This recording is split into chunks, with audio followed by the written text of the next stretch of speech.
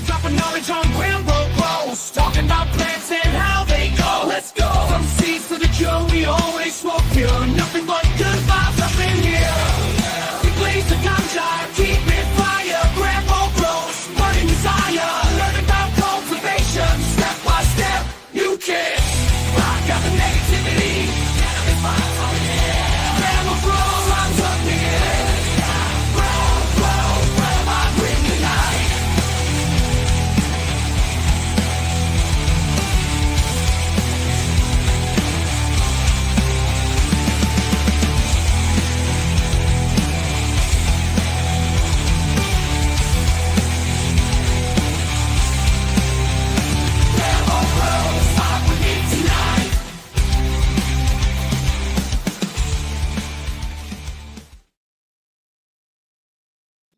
Should probably add me to the show, right? Like adding me to the show would probably be the thing I should do. Guys, nothing but good vibes up in here. Grambo grows. Welcome to it. Boy, if you guys are some of you GramBorg members, you saw I made a post a little bit ago in the member section, and I said get ready for tonight because I have been taking edibles and rocking dabs since about 8 a.m. today. All the clocks changed. My kiddo went home early, and so I just been rolling solo. As you guys can tell from the title of the show, we're taking a little bit of a different tack today. It's going to be less about just home grow and that sort of stuff, and just more about growing in general, cannabis in general, smoking, vibes, highness, life, death, and cannabis. And yeah, it's been a crazy week. First off, as always, thank you, LJ Jones. He gifted 5 member subs. Welcome to the new 5 GramBorg members. Glad to have you guys on there. If you guys want to join the GramBorg, hit that. It's right next to the subscribe button. If you haven't subscribed, hit that subscribe button and become a GramBorg member if you want. And guys, it's question and answer. I put up a post over in the members only section over there. And anybody that wants to ask me a question, we're doing Q&A. Ask me anything. It's fully uncensored on the after party, the late night smoke after party, as it were. Hanging out over there. We got about 55 members strong right now, so it's a growing community. You always remember your first 100, so come in, join the GramBorg. It's pretty freaking awesome. Yeah, crazy week. Everybody's been doing good. We here I'll bring in our guest this week. You guys know our buddy. It's I hesitate to name him as Terpicana Kyle because just like you never know about life. Different things happen, but we're gonna bring in different things will happen for sure. Different things happen. You know what I'm saying? So one day, I'm Josh Grambo. Next thing you know, all of a sudden I'm Jesus. We're not going that far, luckily. Okay. Very luckily. So I'll keep right the name now, Kyle. We're just gonna go with Kyle. There you go. Welcome, hash maker, grower Kyle. My buddy Kyle. Of course. Doesn't even feel like a podcast, bro. At this point, it's like just a hangout, just hanging out. Yeah, this is like the only one where I'm not like prepared. I just come on here and we have a good time. So. Oh, am I quiet? Let me fix. I was trying to do some audio settings. Hopefully, I'm a bit louder there. Thank you. What is up, everybody in the chat? Lots of love. Thank you. I know a lot of these people too. All really good people. Of the theme song. Yes, I clicked off some settings trying to get some stuff going. Hopefully I sound better. Let me know. To be blunt. Oh yeah, no, I don't. I don't prepare for that either. You guys are the homies. Represent. That's what the people. Oh, I always like to make sure it's known that like when I go to Dude Grows, like anything I say there, like I literally sit down in the chair. I don't look at nothing. I don't prepare. I like going in because Scott and Dude got to prepare. They got to like know what they're talking about. And I just I always say like I'm Kramer on Dude Grows. I just pop in and go, hey, buddy. Oh yeah, Scotty. He loves to talk too. So I'll try to talk with Scotty. Speaking of Scotty, he'll ask me a million questions. We had big news around the bakery. Oh, really? This week, and Scotty. I mean, Terpicana Kyle showed up and talked to his brother Lyle. Went and hung out with Trip.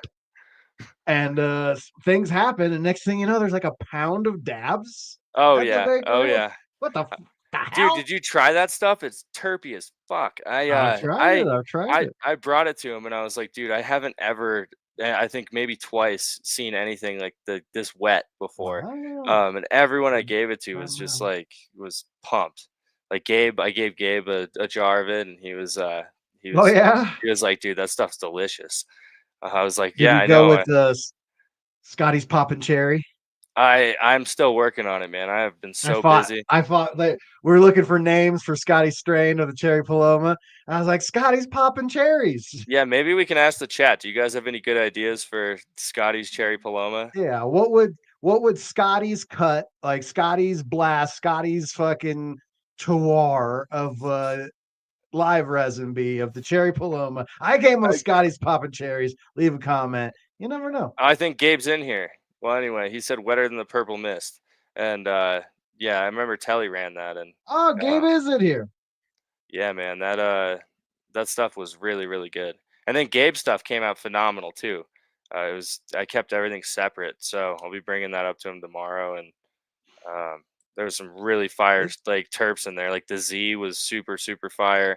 Um, I don't know what the gator was, Gabe, but that gator was pretty interesting. Uh, the OGs obviously really good. The garlic cocktail was phenomenal. I mean, there's Mm. lot of really super fire stuff in there. So I'm excited for you to try it, Grambo, at some point. Yeah, well, that's why I'm always stoked to get to work. On Tuesday I'll go into the Jug Den and I'll hang out at the office, and I'm always stoked. Although I don't believe I'll be seeing the boys this week because the boys are heading to Spanibus. Spanibus. Yeah, it's their last year doing Spanibus. it at that venue too, which is kind of crazy. I don't know if it's gonna stay in That's Spain, so that's but so my luck. That's so a thing that would like 50-50 on going, nah, nah, nah. And then, you and I talked about, personal stuff, which I'll be getting into in the post show. Nothing I want to be talking about here. But yeah. all of a sudden I realized like going to Spain might not be my top priority in the universe right now. And I better hunker down and get all my ducks in a row before I worry about anything. So yeah, unfortunately, no Spanibus for me. But I'm jealous of everyone who gets to go, man. It's a great event, yeah. obviously, and I I, just I always think can't of go. it. Adam Dunn.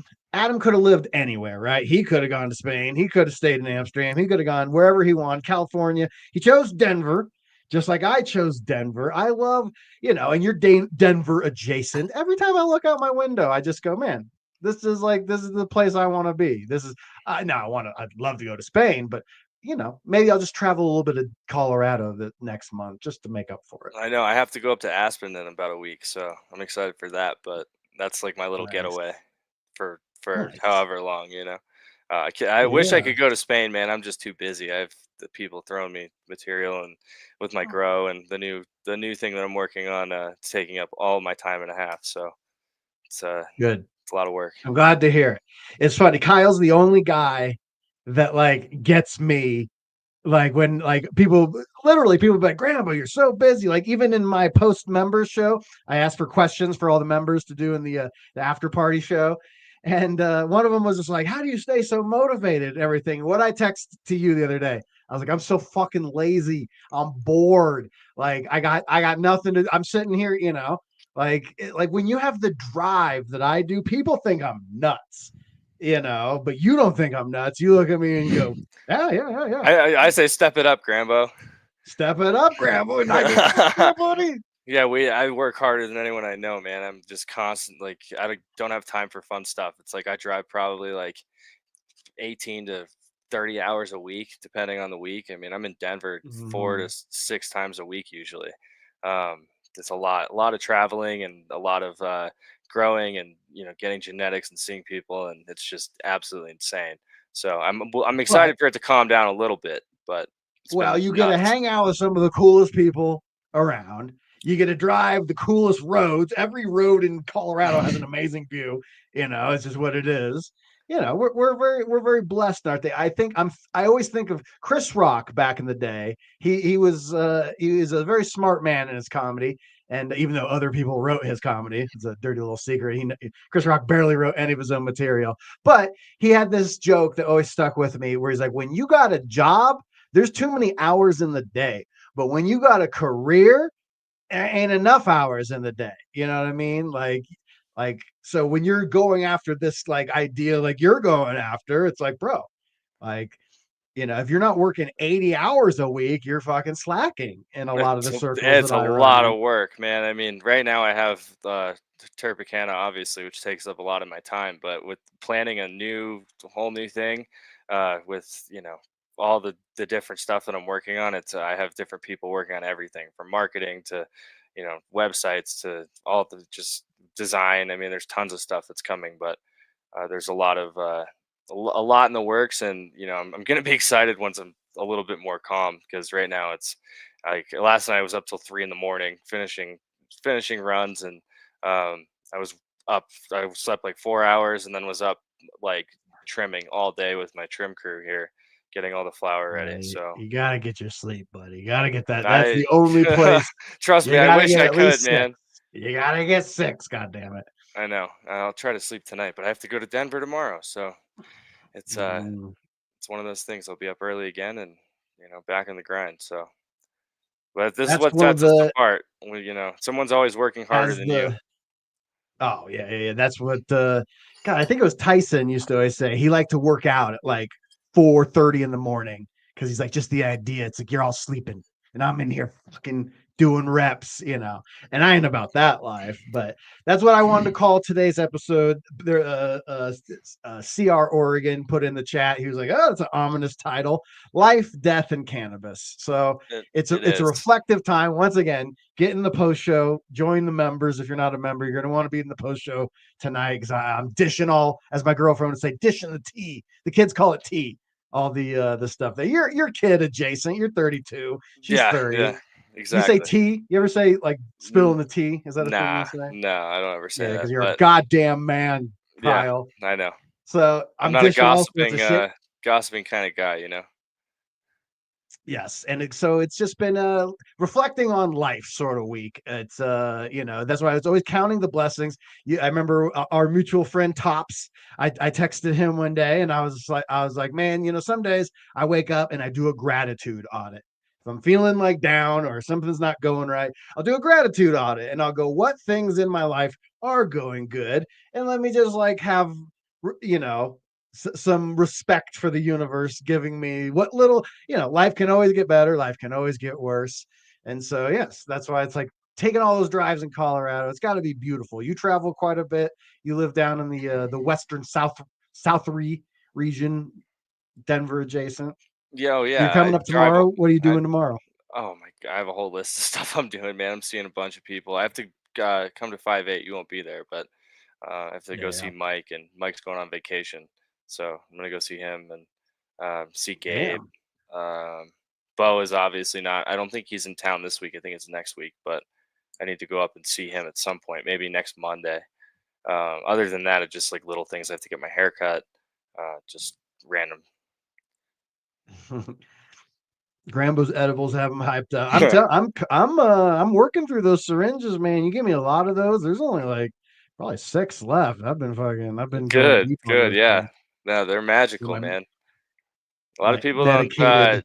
don't know the difference between like RSO and what I make, and what I make is a lot more powerful as far as the stuff that's in it. I mean, RSO is great for someone who's making it at home, but when you're talking about those syringes, it's powerful. So it's like usually 8 to 10 strains of um, fresh frozen, and then live resin, obviously, Mm, CBD distillate, THC distillate, and organic hemp seed oil and organic MCT oil, and they're the best. it's been interesting because I've done so much of them over like pretty much every day since the surgery. I think tomorrow is week 6 officially. They said my healing time was 6 weeks, and tomorrow is week 6, and I feel pretty good. Feel solid.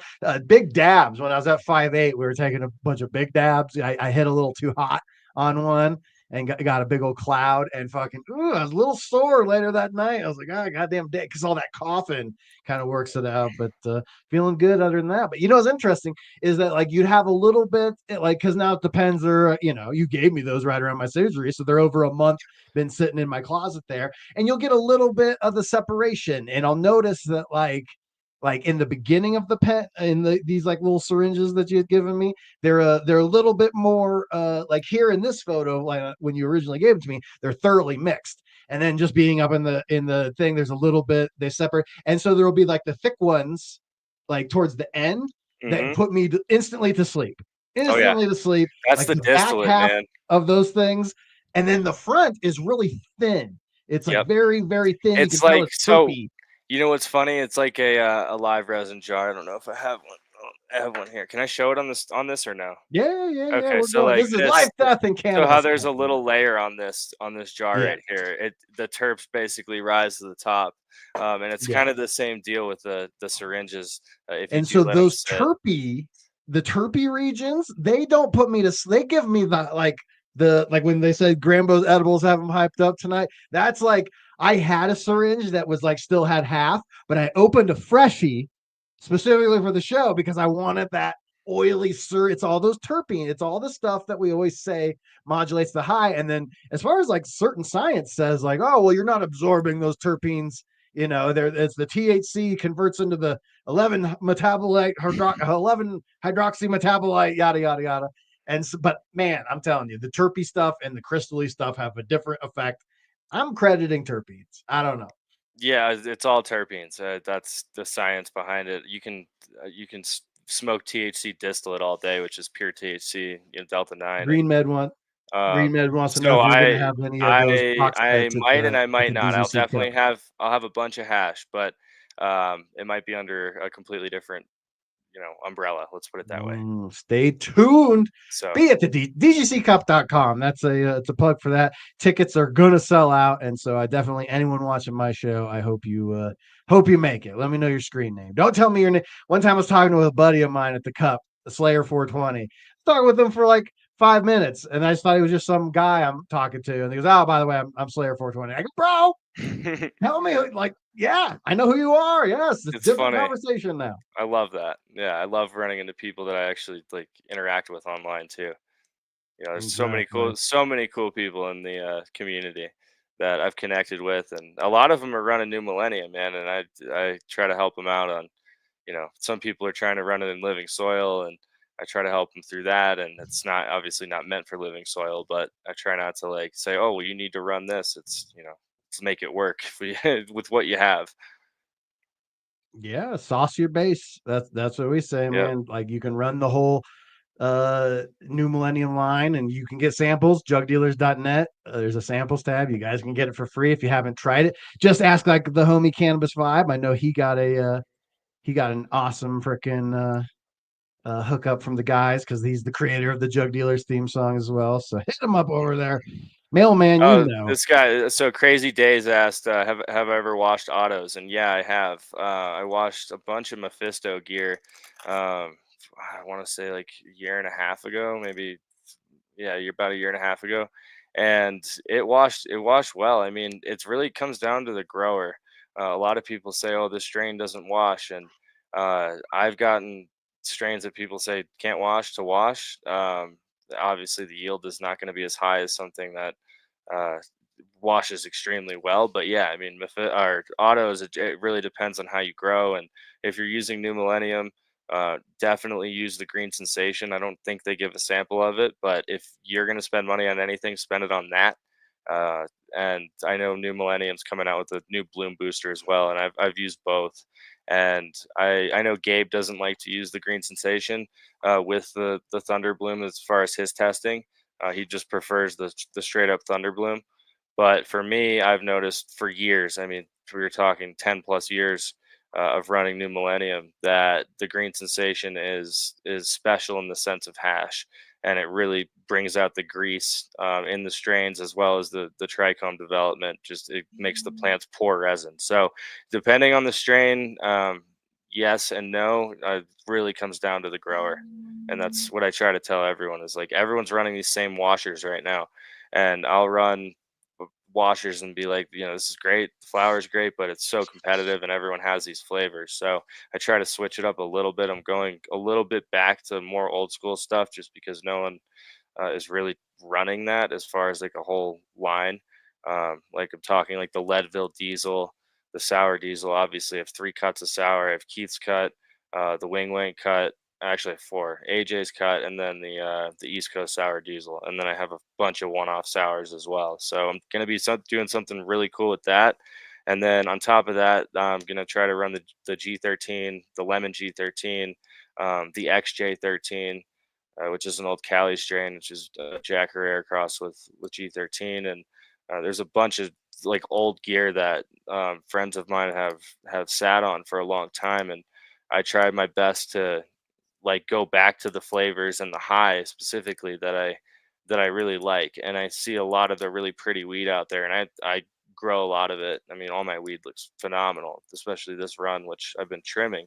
Uh, but I don't want to like lose a lot of the old flavors that we've had, right? I mean, like the lemon G, as you know, like Yari's running it. He's one of the only people that I know it's running it into hash, and I want to like give my version of that as well. So there's a lot that I'm working on, but I'm going more towards like some of the things that really made me fall in love with cannabis. Even the Blue Dream, dude. Like people hate on Blue Dream so hard, but it's so specific, and nobody is making extracts of it. And some people really like that, like kind of light creative high that it gives you. That's not overbearing. So I'm trying to like bring back some of Blue these Dream's things like that a people hate on. Backstreet Boys song. It's Yeah, like it people is to hated you it though. when It it was is to out, you. Yeah. and now that it's like 20 years later, they're like, "Oh, kind of pops, man. I I kind of fuck I with it grew the now," shit out of it, man, and I didn't really smoke it at the time, but I know that there's an entire group of people that love that strain and that, I get Yeah. nostalgic about it. So I am trying my best to like hit all bases, new stuff, old stuff, stuff that we like haven't seen yet. So I'm popping seeds. I'm doing, lots and lots of genetic stuff. And I have all the new washers. I mean, probably 30 plus different washers. So there's strains that I'm going to be running that other people have not run, and new flavors that people will know about in the future, like the Z and all the Z crosses. Obviously, Black Maple's overplayed now, but it's kind of the same thing where it was the hype, and I have a lot of those strains that are going to become the new hype. So I'm excited. Yeah, the Black Maple won the DGC Cup this last year. It was the organic Black Maple, and yeah, I Yeah, don't know I liked fuck, I can't remember. I think Homie finished fifth or fourth. Tops finished fifth, or Hot Rod no, finished fifth. he finished Tops Rod, sixth, sixth, fifth or sixth. Yeah, yeah, well, the Tops finished second, I second. Yeah. believe, Hmm. and then Hot Rod finished fifth. So he must have been Homie Drew, Too High Drew. He had my pick for the winner was whatever that was. Someone can let me know in the chat. But yeah, we got a little bit into the show here. We've addressed a little bit of life, and one of the reasons Kyle and I got together was to address the subject of death today. And so you guys might remember the last time that he and I talked, we talked about I had a little fundraiser. Put the link up in the description with the Rasta Jeff, I believe, and we talked about Nick, cannabis connoisseurs Nick, battling cancer. And Yep. on Tuesday, we found out that Nick lost his battle with cancer. And it's For been sure. it's been a huge bummer. For me, it's sad because it's a new friend. I had just met Nick. I met him several times. I'm a tough guy to make friends with. I meet you a half a dozen times, and I was like, okay, you're like a trustable human being, and so fucking we'll hang out. And so yeah, I met Nick probably like half a dozen times. We hung out at the Groovy Gravy skate park competition last year, and then DGC Cup, all of the Cultivate events here in Denver, and then finally at the Taking Tops Christmas party, he Yep. was dressed as the Grinch. We're having fun, and I really got to talk to him. And I was like, well, I've known this, met this guy like fucking 3/4 of a dozen times. Seems like a good guy. And I was like, yeah, it's cool. I got a new friend in the cannabis world. New friends are hard to meet. And guys, so it hit me hard. And this is an older friend of yours, correct? Yeah, yeah. So the thing with Nick is that he was everywhere, man. I mean, he was at all the events. Everywhere. Like it was almost like he had nothing else to do. It was like he was everywhere. Like every event there was that was a big event, he was there. They had a whole night at TWITxTER Lounge that he threw basically, and there's an event there right now. Actually, I wish I could be there, but it's a long drive, and I have to be up there early tomorrow. So. Um, they're doing a whole stoner cinema for him, and he basically started the stoner cinema. Like he was at Tetra, it was like his second home basically. So yeah, I mean I go way back with Nick, and when I saw him at the toy drive, I had no idea that he was even sick. So I saw a post that he had made. I think it was on either Facebook or Instagram somewhere. I forget where it was, and I was like, okay, I have to drop what I'm doing right now and make Nick syringes and go see him because he doesn't even look like the same person. So No. with that said, I brought him the DGC Cup for the first time. He had never been. Had an amazing time. Took a bunch of mushrooms. He was a really really good dude, and he was selfless. I mean, he was the kind of guy who would go out of his way to help as much as he could. Anybody in the community, whether it's activism or somebody who just didn't have weed and he maybe had extra weed, like he would smoke a fat joint with them. So he's in a better place now, man. I mean, he was struggling, and when I say he was struggling, he was really sick, really really sick. He Yes. couldn't get out of bed. Could barely use the bathroom. I mean, it was like to the point of if you were close to him, you knew that he had to really really fight this hard. And I think a lot of people need to understand too that like the toll physically slowly got worse, but I think the emotional toll is what also is really tough about being in a situation like he was, where you are basically crying for help. And a lot of people stepped up, and there's a lot of people who didn't know about it, and feel terrible. But Nick was a real one, and he was somebody that I really enjoyed spending time with. And if you didn't know anybody at an event, usually Nick was there, and you could find solstice and hanging out with him and smoking when you didn't know anybody or whatever. So he's like I said, in a better place. He was really struggling. It hit him hard and it hit him quick. And um, you know, like I said, I did everything I could to help him. I went on JR Token's podcast. I sounded the bell to everyone in the community that I could, and unfortunately, he didn't make it. So I was sad, really sad this week, and I think I woke up on Thursday and told myself, I'm like, Nick wouldn't want you to be sad. Would want you to continue everything. I mean, there's nothing that I could do to fix the situation. Obviously, I don't want to feel guilty. I did everything I could, and I mean, Nick would want us to celebrate his life and all the good times that we had with him, and not dwell on like the end of his life, because he lived hard and he lived a great life. And we are definitely blessed to have been able to hang out with him, and I know that he's going to be a legend in his next life. The guy is just, I still can't believe it, man. I'm like, it's tough. He's such a positive guy. I mean, he's smiling and just always happy.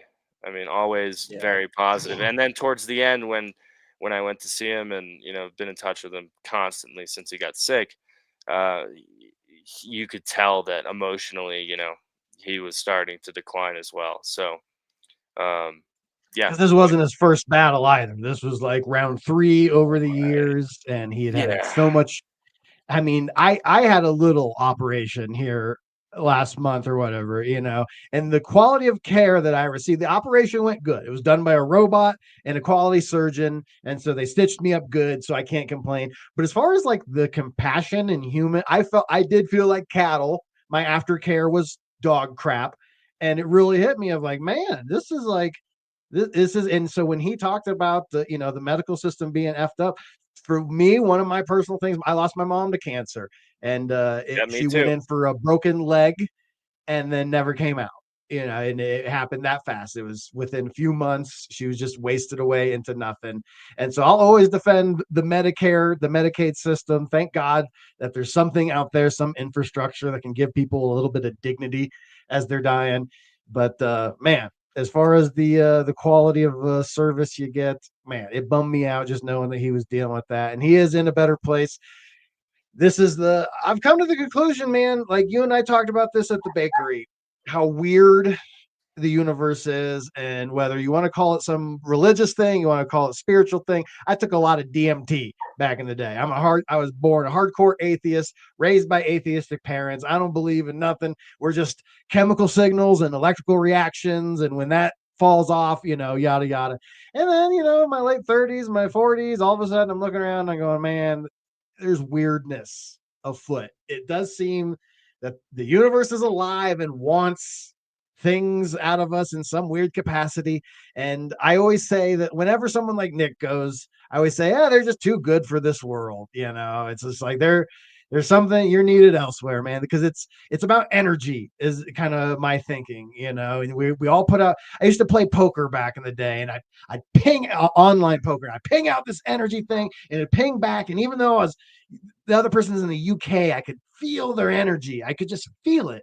And I'd be inside their head. And so I don't know. I believe in energy and I believe in transference, and energy is never created nor destroyed. And so whatever energy he was, it needed to go back to the source to fuel some good thing, Yeah, it's funny. I mean, I don't want to share too much. Gabe was in the chat earlier, the Jug Dealers Gabe, and he went out to Amsterdam earlier in the year, I think the summer, late summer, and did the Toad, whatever it was, with Soma. And Soma, for people who Yeah, don't know, the is a Bufo legend. toad. Yeah, so Soma is, like an absolute legend in cannabis, in Amsterdam, obviously, but he's a breeder. He's very spiritual. He's, an old school hippie. And Gabe went and did this with him, and said, it absolutely changed his perspective on death and the way that he interpreted, the afterlife, basically. And I think that he said something along the lines of, and don't quote me exactly, but he feels a lot more comfortable knowing, like, after that,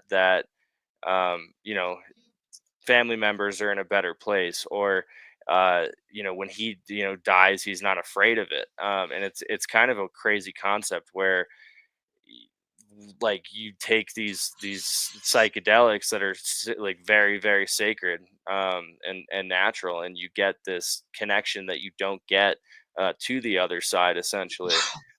So you like it's a crazy perspective, but yeah, I mean, I believe truly that he is in a better place than he was suffering for the past couple months. That's for sure. And it got worse and worse and worse, and the decline was quick, and it was painful, and it was swift. So health is wealth, man. I tell everyone that. I'm like, you are what you eat. And I think there was someone that I was listening to that's like, I am what I eat, but what's more important to me is what is like what I'm eating, right? So, like, I'm eating a cow, but what was that cow eating, right? And it's like the food chain of what makes you who you are, essentially, as far as body composition. Whether that's you eating junk food or you eating really healthy and being fit.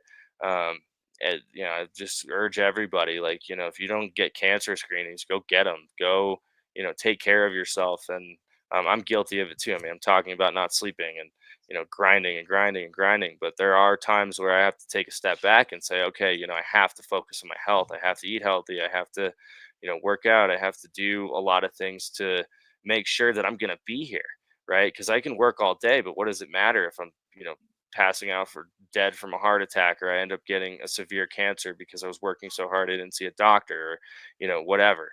There's a million ways to look at it, but I think in Nick's case, he was battling this for a long time, and he was the most positive person that you would never know, that he had been through chemo and had cancer and had all these different things. So it was a blessing to know him. And we're gonna do some cool stuff to honor him. I don't know exactly what yet.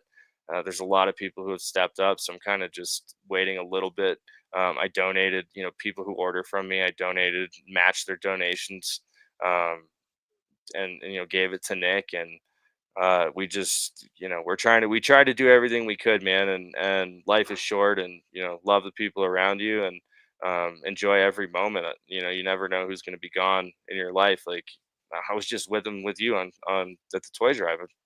Would you, if you had told me, hey, he's not going to be here in a couple months, I'd say, get out of here. There's no way. It was around 100 days or so Yeah, by my loose calculations. it was Yeah, December it's so hard. 21st. Yeah, so I mean, I was there 2 months later. In February, February 20 something, I went up to see him. So yeah, I mean, literally like December, or 1 month to January and 2 months to February. So it's less than 100 days for sure. You're talking a couple So months. what's needed now? What can the community do to try to, I mean, he has passed. Is there family that needs help? Is there anything that we can So, do to I'm trying to let things die down a little bit. There's a lot of people offering to do a lot of things. We have a pretty big group chat on Instagram, as far as like people who knew him, and I got his twin sister in there. And I'd say right now we're trying to figure out like how to do something at DGC Cup. And I don't think donations really are needed at the moment. Obviously, I'll let you know if they are. That was really to really help Nick at the time. So I don't I don't really know as far as what the family needs. He doesn't really have much family that's he was super close with. Like, he was adopted by another family in high school, and they basically took him under his wing. And he has multiple sisters that aren't actually his sisters, but then his twin sister is actually his sister. So it's a little confusing. Um, I try not to like, after someone dies, I try not to be the middleman or be involved with money, just because it's a very touchy subject. And depending on who you talk to, or whatever else, someone could tell you one story and another person could tell you another. And it gets a little hairy in that sense. So I try not to be the conduit there. But obviously, to let everyone know what they can do, if there's anything. so we touched on life. That was a good And video too. I think I'm in that. That was at the toy drive. I have a yeah, ph That yeah, was this the is, last photo I took with him, was when he was in the Grinch costume. Yep, there's me. I Tops, yeah. it's you and Kyle hanging And out talking. I Gabe. believe that's the sour diesel. Yep.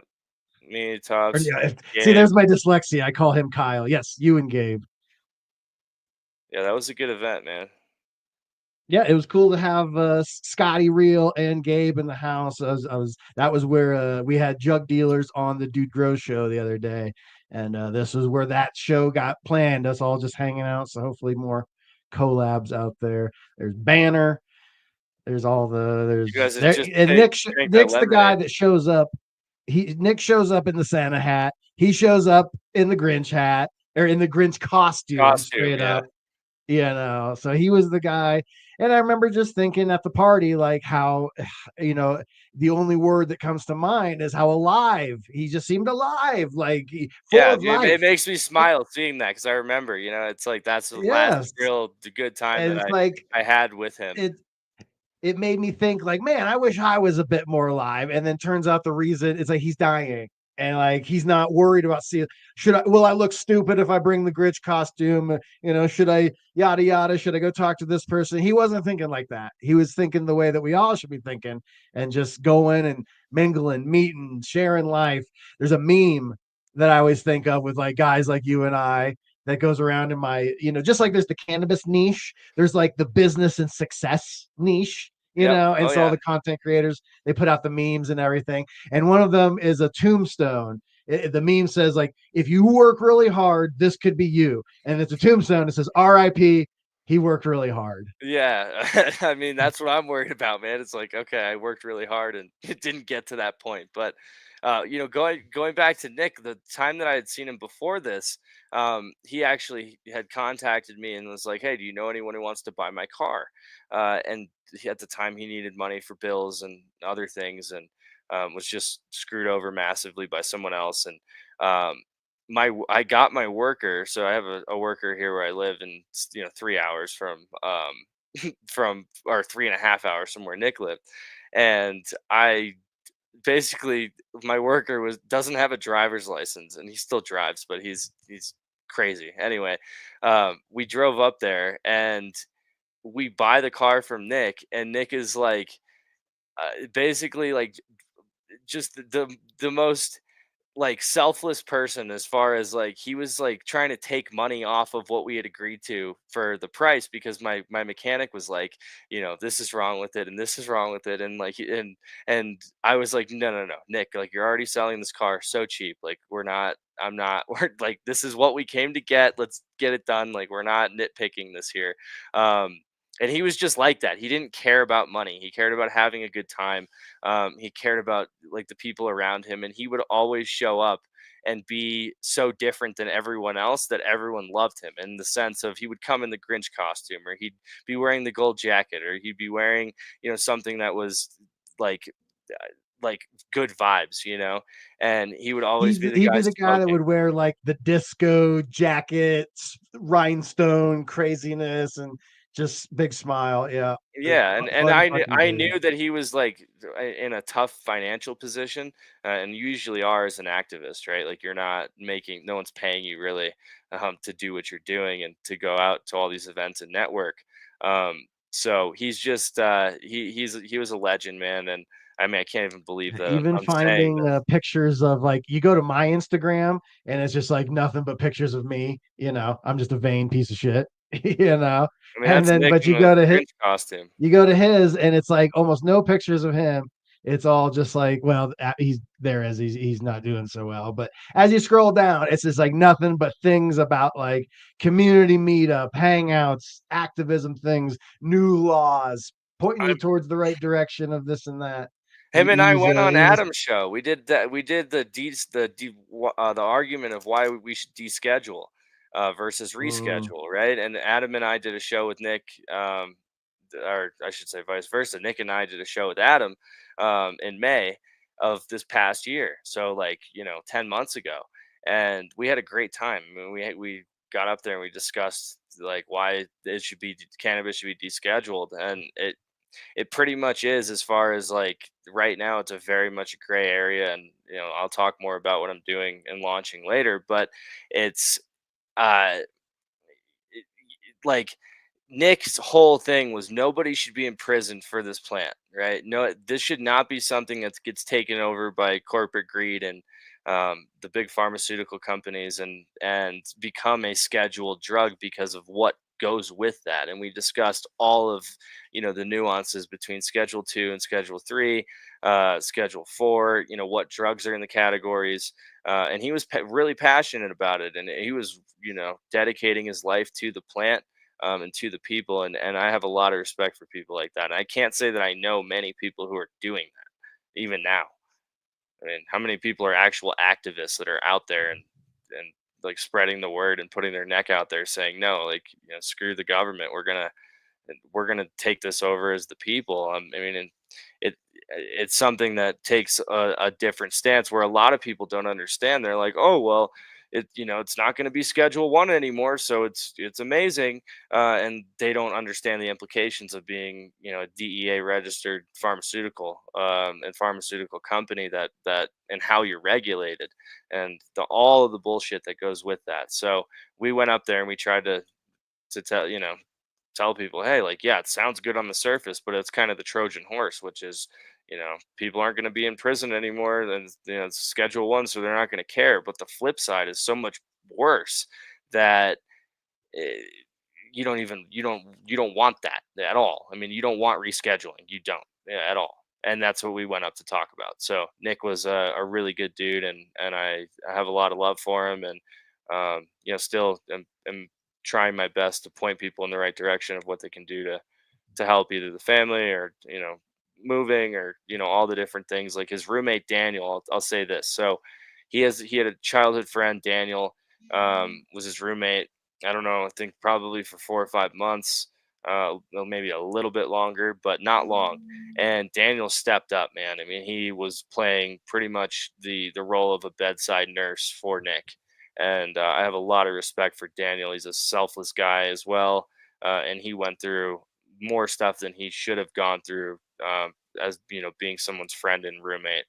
in a very conventional situation where normally you would have the support of the hospital or insurance or whatever else. And Daniel just definitely stepped up. So if he ever sees this, Daniel, thank you for stepping up and doing the Lord's work as far as dealing with just absolute hell with somebody that you've known for a long time.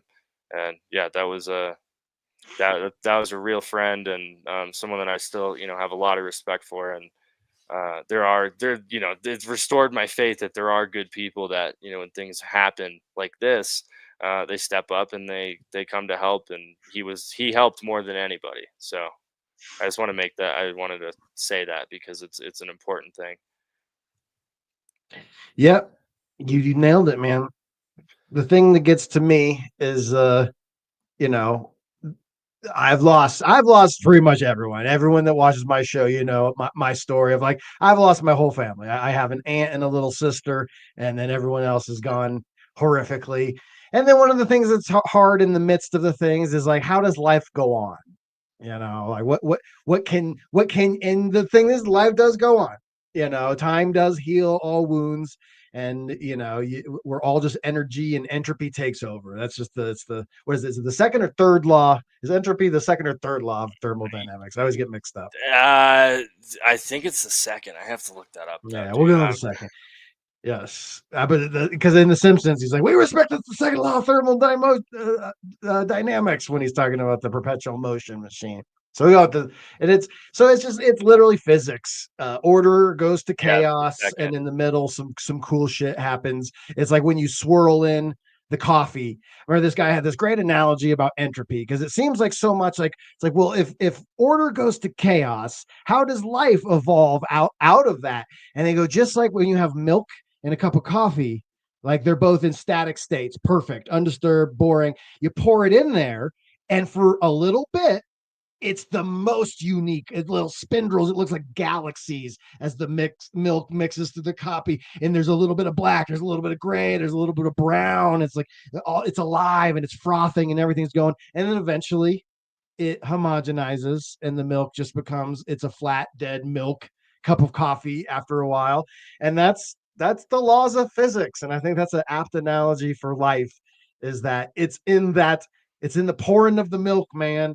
And I can say, for someone, one of the reasons I work a lot is like, for a guy that I always say, if I'm not talking through a microphone or a camera, I'm a little bit stilted. I'm pretty high most of the time. And, I need to modulate that, as we've definitely talked about in the past. Like, you can't like going to the DGC Cup. Like, I'm always way too high, man. So this year I'm like, all right, I'm going to fucking try until day 3. On Sunday, I'm gonna get way too high. I was gonna say Sunday you're gonna be indulging, I'm sure, in all the different hash. I mean, that's the same with me. Same with me. I the flower cup I love too, but I can't do the one hitter flower pipe. I have to smoke something that's a little bit that has more filtration, Start talking about my I need my caffeine. I need my 8:50 p.m. caffeine. Oh yeah, I know that feeling. Oh, it's good stuff. Because I plan on so I have these little applesauce pouches, right? They got the little pouch, the little spigot. You open up the little lid. Of course. I got them for my kid. She refuses to eat them. She hates them. She'll eat apples, but she doesn't want applesauce. And so I have all these pouches around. So I'll fill up the mouthpiece of the pouch with the hash oil, and I'll just pop, and I'll just take the whole thing. Oh yeah, chase it. Yeah, and so the applesauce chaser. Applesauce chaser, man. Terpicana. We joked it was like a Terpicana moths, Yeah, exactly. Sort of thing. Yeah. Oh yeah. No, it's like chasing the sauce with the sauce. What are you smoking on? Anything? Anything crossed your palate? Yeah, recently that you're digging on? There's so many flavors. That cherry paloma, it just makes my mouth water. I don't. Yeah, it gets around for a reason. And you know what's interesting about it? We always talk about with like the new mill guys as the phenotypic expression. Man, that plant expresses so differently. I've seen everything from red, orangey sort of paloma to deep black, purple paloma. Everything in between. It's all the same cut, same genetics. That's how it grows for me. Yeah, shout out to Jared Token, man. He's a real one too. The guy's a legend.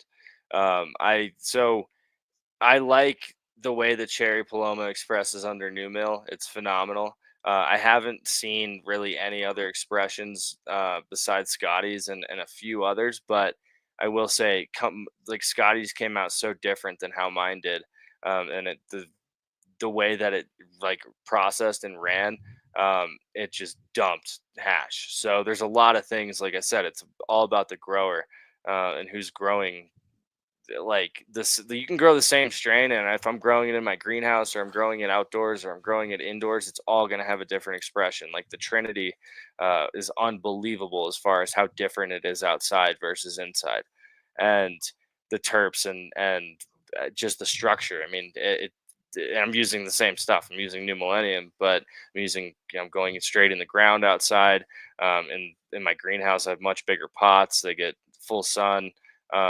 Outside versus in the greenhouse, they get a little bit of diffused light, and the expression is just totally different. And that's what people are asking, like, can you grow like autos to wash? Yes, of course. And there's people that are focusing on breeding a lot of the newer rosin strains into auto form. It's just all about the grower. So I tell people, you can use like see someone said grow dots. Grow dots, if you're trying to be really simple, they're amazing. They're like Scotty grew with them and he used recharge and grow dots, and the hash was phenomenal. It depends on, like I said, the genetics, the environment, and I can grow. It's like, for example, the water. Water is something that's not talked about a lot in cannabis. It's all about what nutrients are you running, and what's your EC, and what lights do you have, and um, there's a lot of other things, a lot of other details, but water is so important.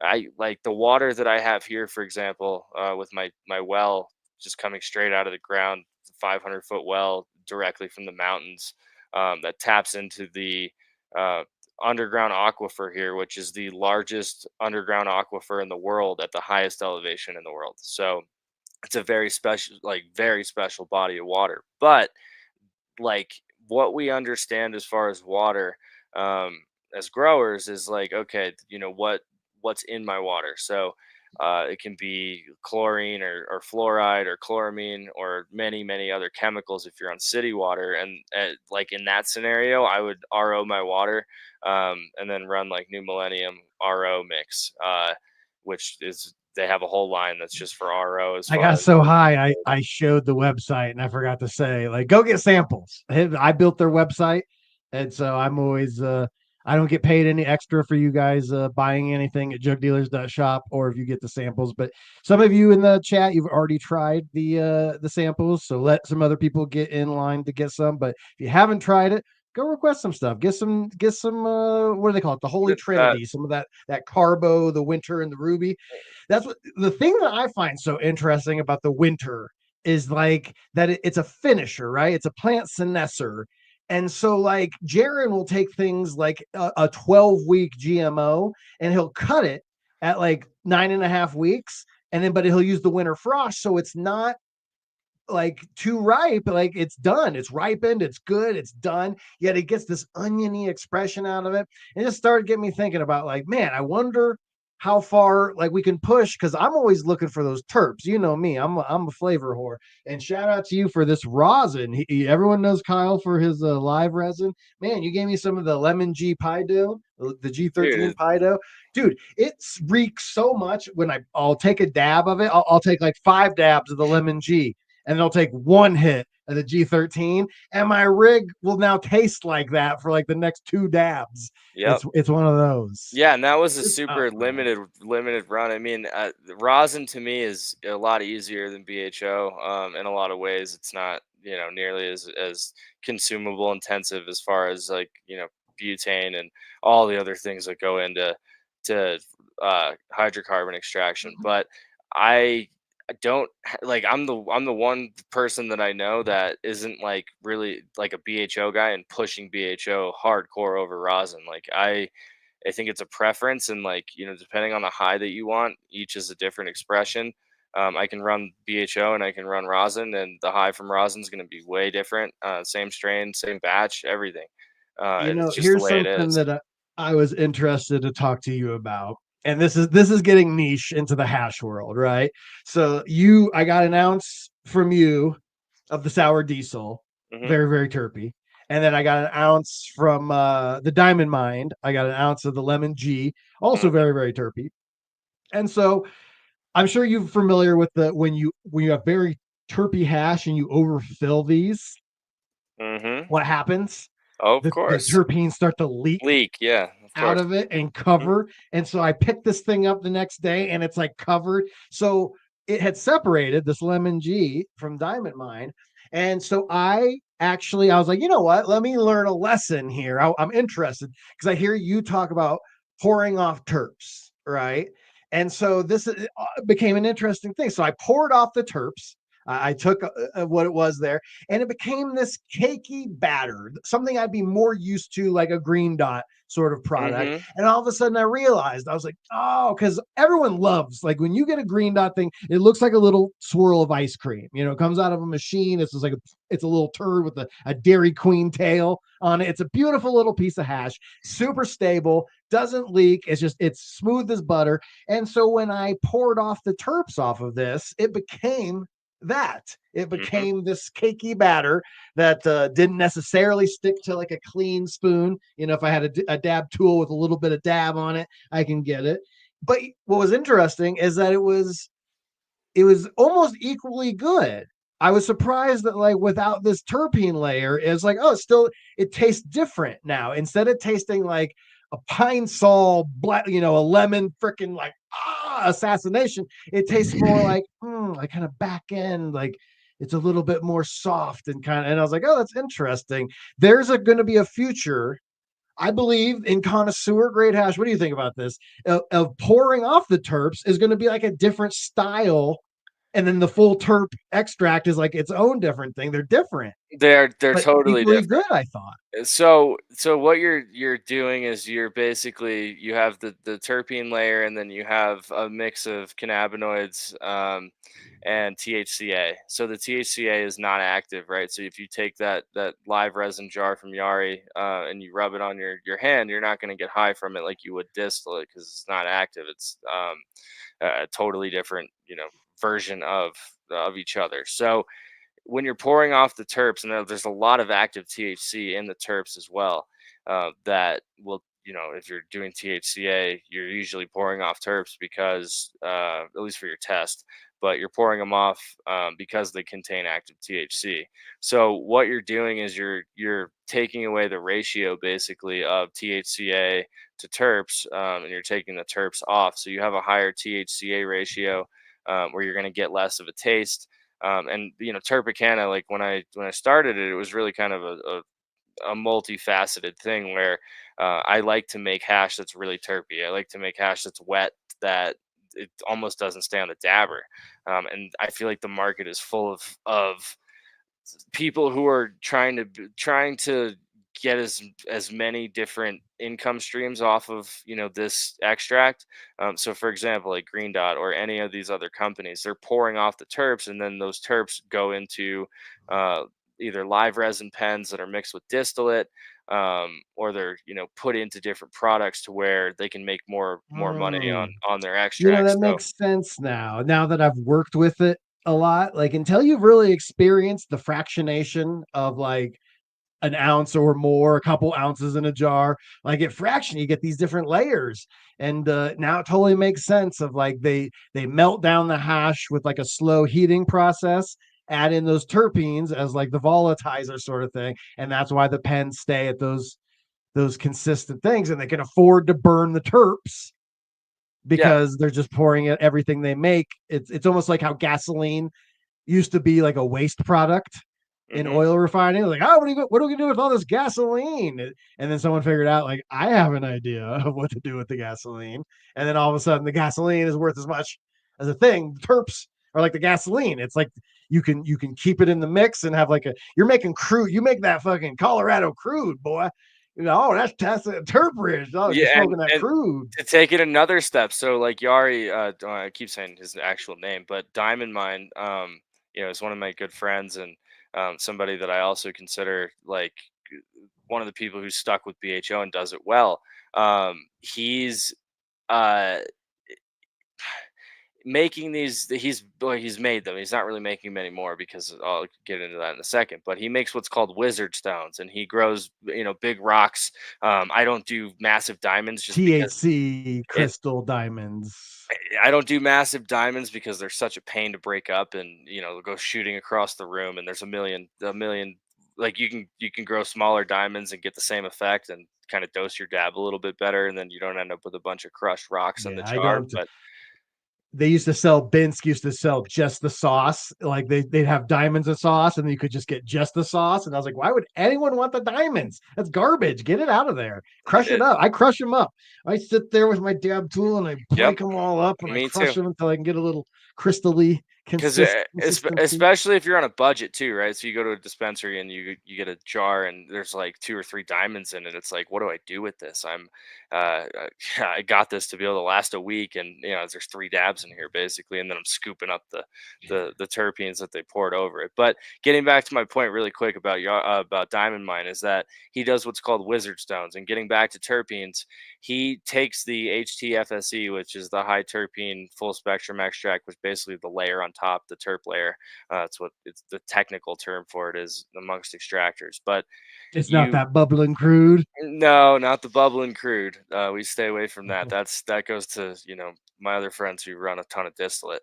But he'll take really really fire terps and he'll put it into basically terpene distillation system. It's a short path that isolates the essential oil from all the other stuff that's in the HTFSE, right? So you end up with a kind of more of a junk side of it, and then you end up with a side that's water clear, and that's what you'll see in like normal botanical industry, where they're doing like lavender extraction or any kind of eucalyptus or anything like that. Most of the stuff is ran with butane and then processed as for whatever. So it's ran through a massive short path, or it's they're using steam distillation, or they're doing whatever it is to be able to get those terpenes. But what Yari does is he creates wizard stones. So he has these jars that are super expensive because um, uh, basically you end up with a water clear terpene. It looks like water, and rocks inside of it, and it's a It's like according golden water.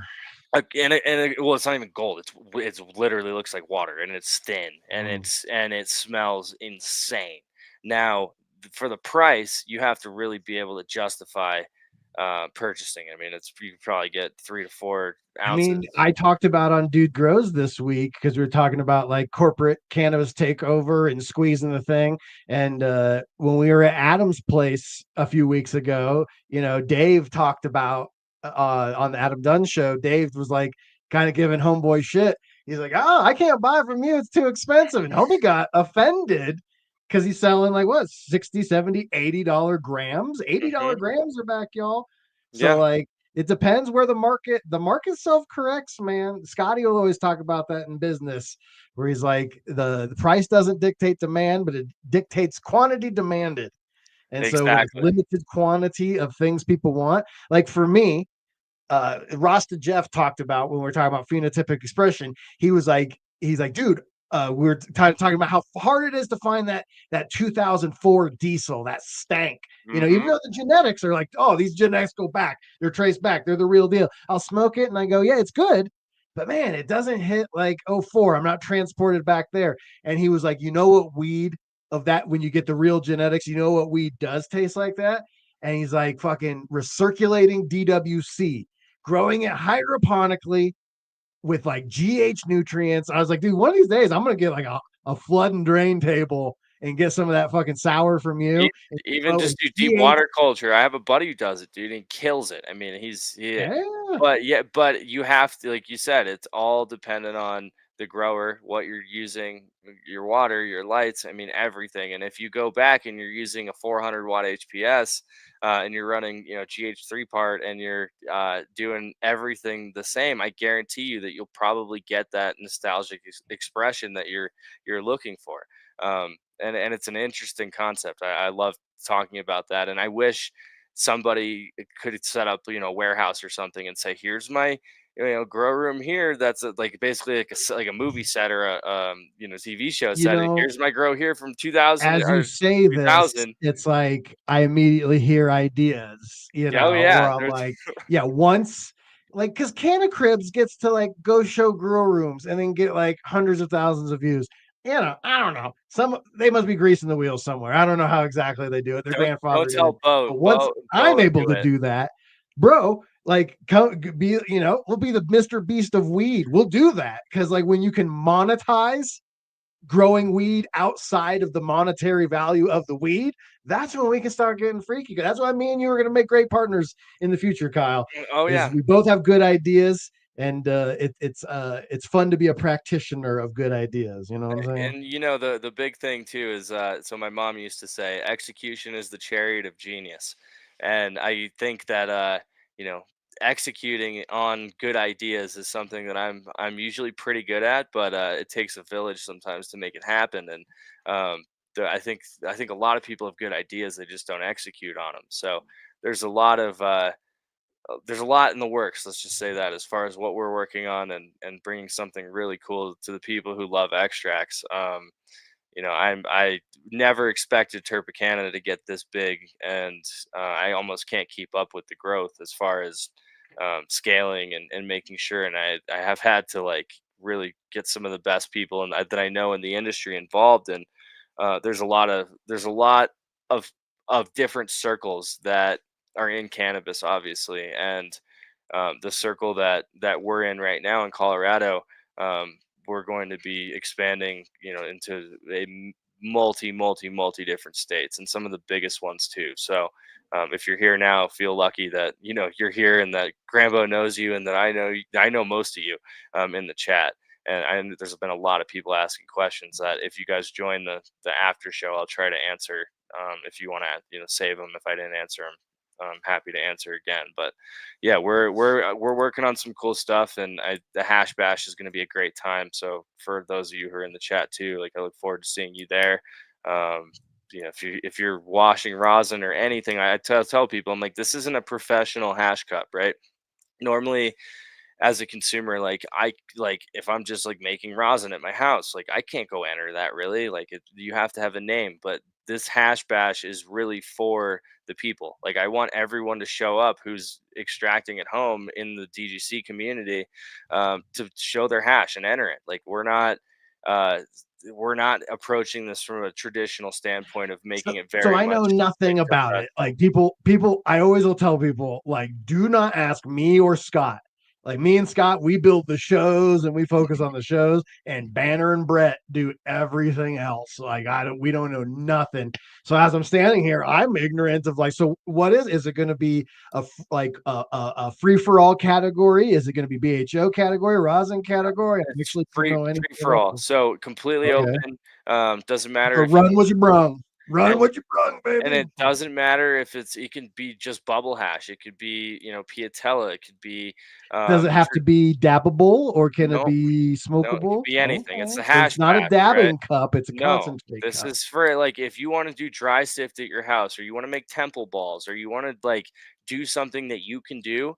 That's what this is about. We're not trying to make this like, who can be the best of the professionals. Like, I want people to be able to show off their own work, and for other community members to smoke it, or them to say, hey, like, after the cup, this was my entry, like, what can I do better? Or a lot of that kind of stuff. So, and I don't know of any event that does anything like this. So we're trying to make it I a love little a this. little bit It, catered it to the makes me people. laugh, Kyle, because like we're getting everyone watching my show right now is getting exclusives that no one knows this on Dude Grows. None of us know. So this is a scoop.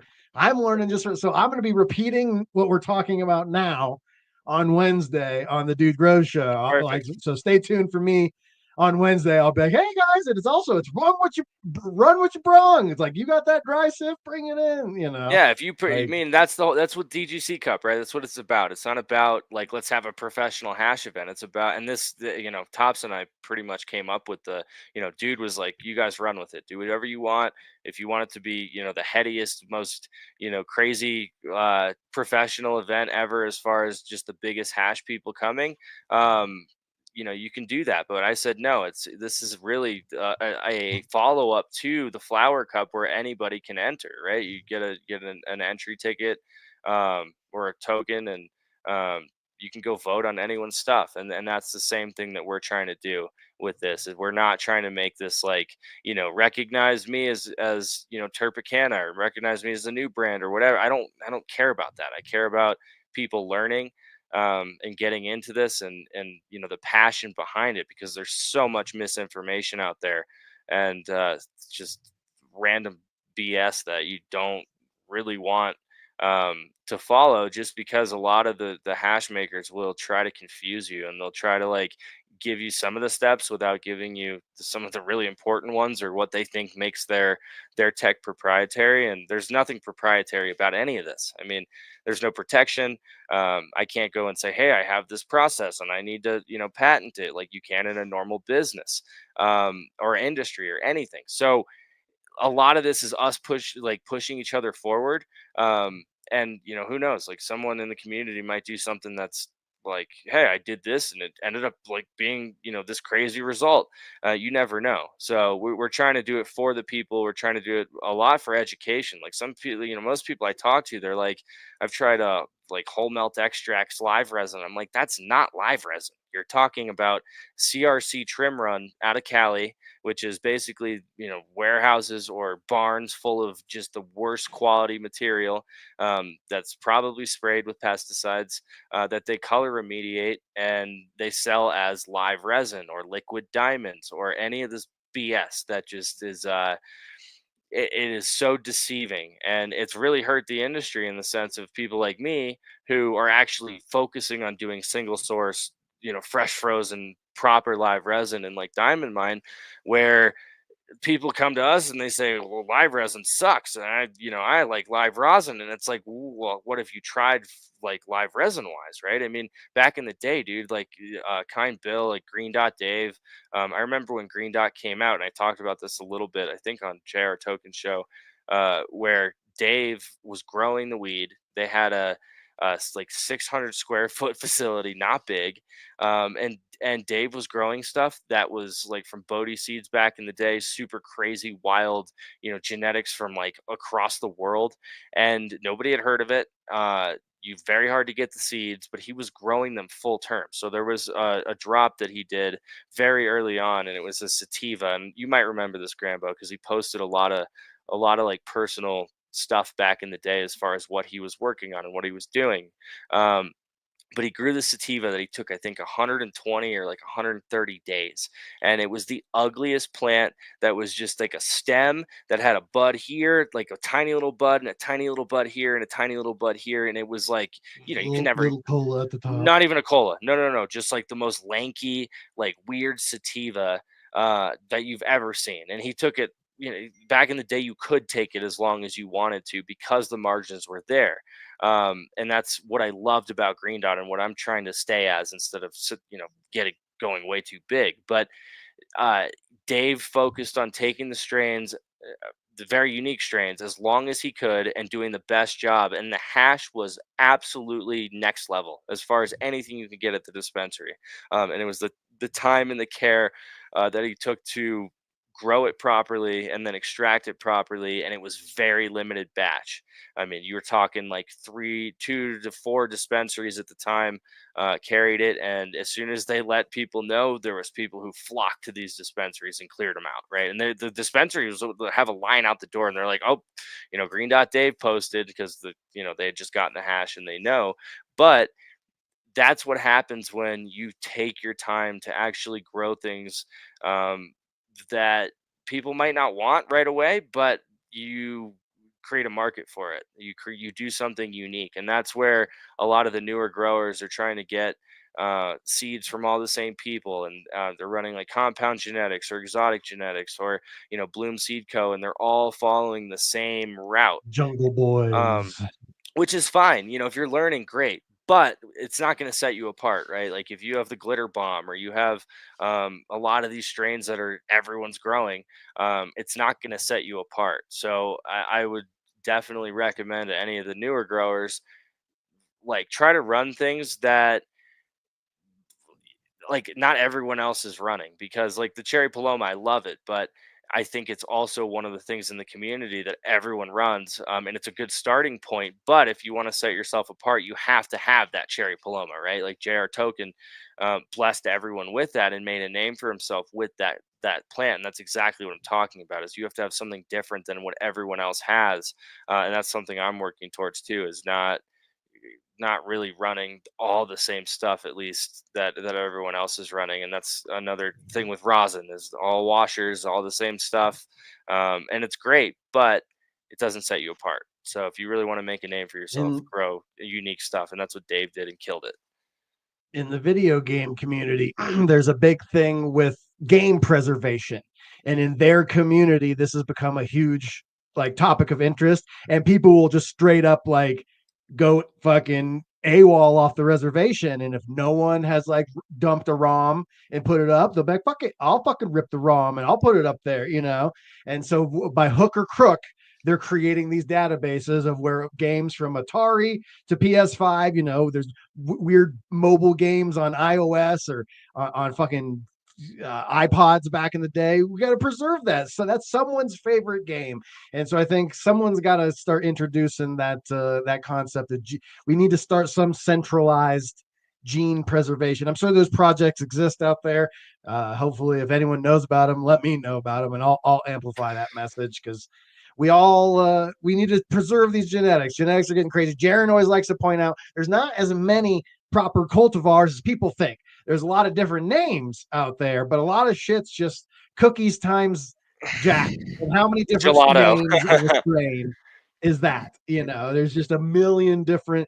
I remember Adam Dunn did the OG Gnome project back in the day to try to figure out, what the actual genetics of these genetics are. We all call it genetics. We have no fucking clue about the genetics. Well, so the genetic, it's funny because a lot of this stuff came from, like, you're talking like 60s, 70s, 80s. People would go, there's a guy that JR was talking about on his show that he had on, that was like basically had his zookeeper license and would go to all these different countries under the guise of being a zookeeper, and would go and smuggle all these crazy seeds from these different villages, and like depending on like the side of the hill you were on, you would have different stuff, and like all these different tribes and communities would have very specific cannabis to them, and that's all they grew.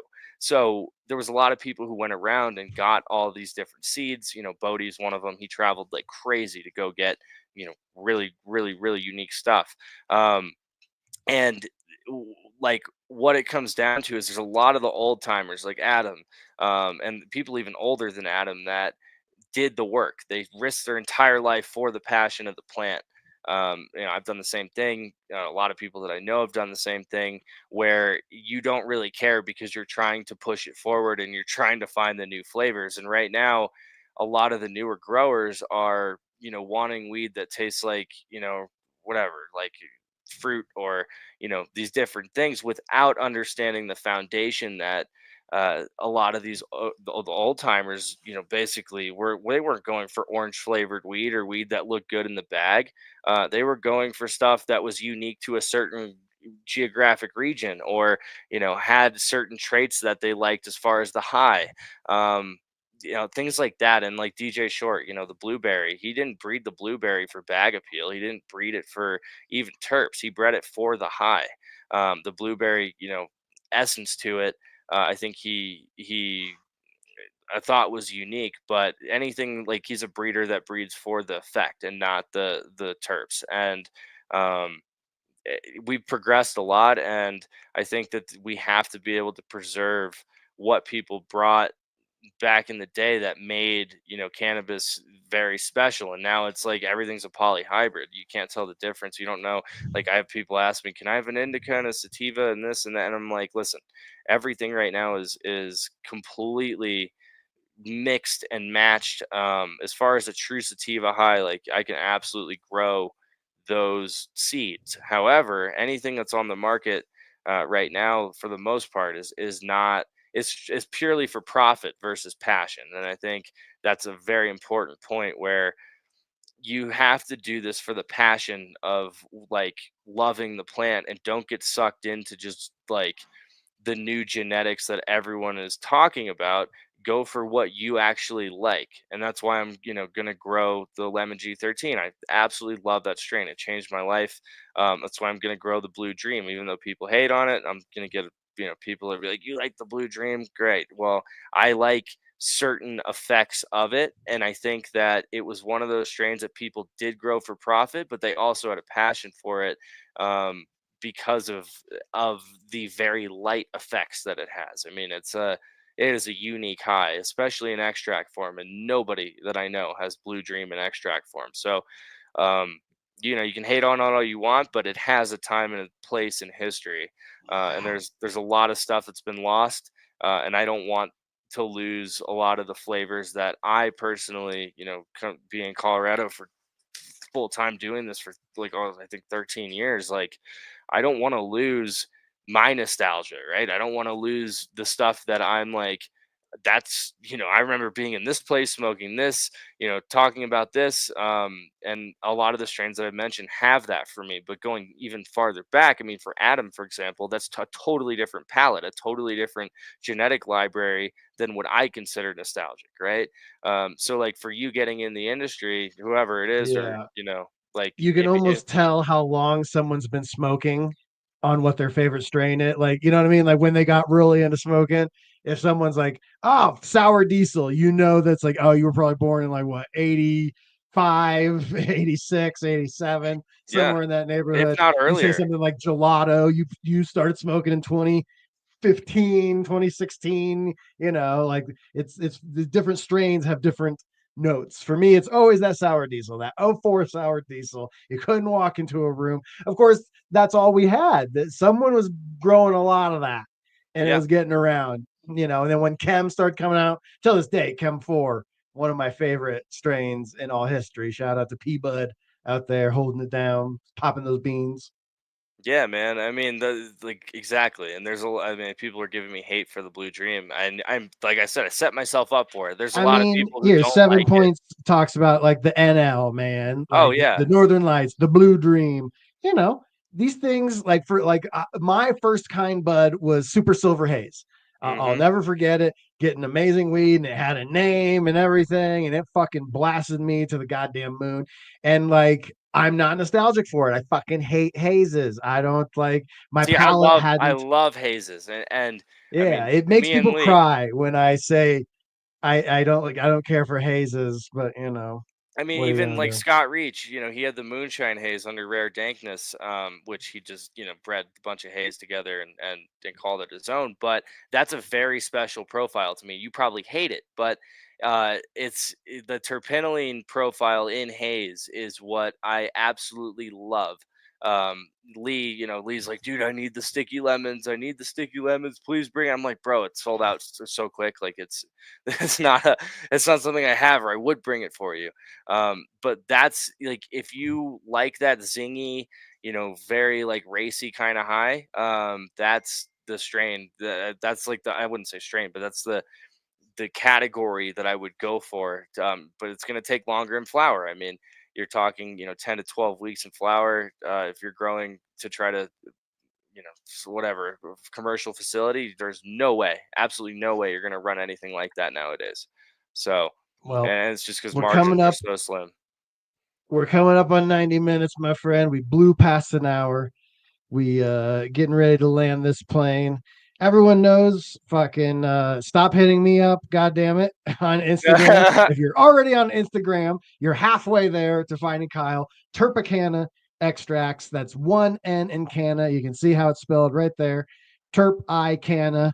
And extracts, Terpicana extracts Yeah, on if you guys Instagram. need You can find anything, this man. there's many people in the community that already, I already like work with, and I'll hit up. I'd say hit up Chunky Nugs, hit up some of the other people that are in here. As far as like, if you need anything, hit me up on Instagram. I don't do business on Instagram. I'm already so shadow banned. So if anyone does need anything, I'm happy to take care of you. It's just He'll direct you to the appropriate location. for sure. And Hell what I yeah. do personally, I mean, it requires a lot of work, man. I mean, it is a full-time job and a half. I run 30 lights, and between all that and the See, and you extraction, got and some recharge that's in Nick, one dude. Me and video. look, so I gave look, no, go back. So look at Yeah. the account, right? So I gave Nick that Oreos Ah, plant this summer, oh, nice. and he made a whole post about it and everything. I mean, yeah, Nick was my homie, dude. He Ah, was someone who I was super close with, and um, I didn't even remember that was on my profile. So thank you for showing me that. That was a special time this summer when he didn't have a plant, and I was like, here, dude, take this. When I'm going hard, And he was I'm back on he was just music. I want to see if he was talking. no, he was very, very, very thankful though. Hell So yeah. that's recharge and Nick. You should show it to Scotty. That'd be good to show on DGC Yeah, for sure. we did a fundraiser sort of event, and it's always tough with Dude Grows. Like we film right as the news is breaking, and we didn't talk about his death yet, but that's why we want to do a fitting. What? So it ended up being how perfect is that? I always talk about the coincidence and everything. I randomly click on a random video as we're going out, and it's Nick. It comes full circle right at the end. No, full yeah.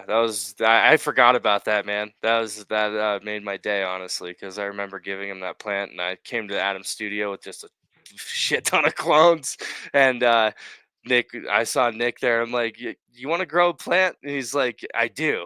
And he skateboarded back home with it, got on the bus with it, and was hitting me up for questions about it. But it's cool that he has the recharge in there, man. I mean, that's special to me. That's very, very God cool. bless Denver, where you can get on a bus with a weed plant, and it's just okay. Yeah, that's Where that's else epic, could you man. do that? Yeah, it's good, Fuck really yeah, good, buddy. dude. Well, life, death, and cannabis. I think we covered all of it. We talked about life. We respected our lost brothers, and we definitely went deep on cannabis. And We yeah, did. man, We killed it, and you have thanks a everybody for the support too. I mean, everyone's comments, all you guys are super cool. And if you can come to the DGC Cup, we're gonna throw down. Obviously, we're yes. doing VIP party on Friday. The Flower Cup's gonna be amazing as always, and then the Hash Bash is gonna be very special. So, and then if anyone's coming out to Cortez's wedding, I will probably see you there as well, which is gonna probably be a good time. So, anyway, That's gonna that's be crazy. I appreciate you having me, man. As always, Fuck it's yeah. more of just a conversation. Like I like reading people's comments, but this is not like a normal podcast for me where I'm like I was having time traveling through half of that, man. I'm fucking ripped. I was like groovy, groovy, man, fucking groovy. come But join us thank for you, my the friend. after show, right? Are we doing that? We'll talk about that here in a second. I'm Okay, gonna land this plane, and then we'll talk. sounds good. Thanks, guys. Hell yeah. Thank you, everyone. Especially shout outs to LJ Jones. I see you, buddy. Thank you for another 5 gift subs. Welcome all the new GramBorg members out there. And Green Meds, he gave away a gift sub and donated $10. All that money goes towards the account. I don't take any of it. It's all still in YouTube. YouTube does take 30% of everything that comes in. So it's one of those sort of things. But so it mounts up slowly. But as Scotty likes to say, Grambo needs a Grambo. Kyle and I are working on a bunch of different stuff. There's going to be a lot of new content and fun stuff, events, all sorts of products. Everything you can imagine is going to be coming in 2025. I'm pretty stoked about it. Anything that gets me excited, I'm usually a fucking okay, whatever. But when I start getting excited, crazy shit's gonna happen. So yeah, join the community.